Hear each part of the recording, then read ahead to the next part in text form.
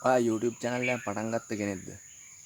YouTube channel එක පටන් ගත්ත කෙනෙක් නම් YouTube channel එක කරගෙන යනකොට ටිකක් එපා වෙන ගතියක් එන්නේ නැද්ද?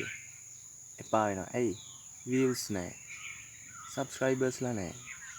කවුරුවත් බලන්නේ නැහැ. කවුරුවත් channel එක ගණන් ගන්නේ නැහැ. මේ වගේ දේවල් නිසා අපි කරගෙන යන වැඩේ අපිට ටිකක් එපා වෙනවා.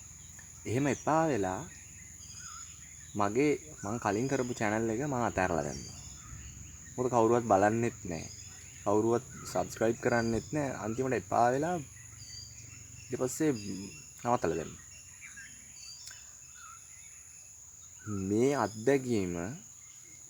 අත්දැකීම මං ඔයගොල්ලොත් එක්ක බෙදා ගන්න හිතුවා. මොකද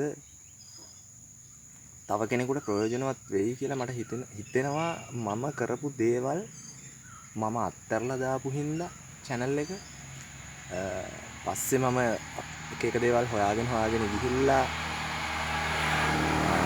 ආපහු channel එක පටන් ගත්ත විදිහ.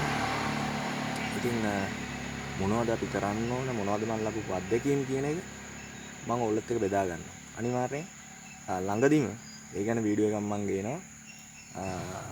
රැඳිලා ඉන්න මාත් එක්ක subscribe කරන්න මගේ channel එක. ගිහින් එන්නම් හම්බෙමු අලුත් වීඩියෝ එකකින්.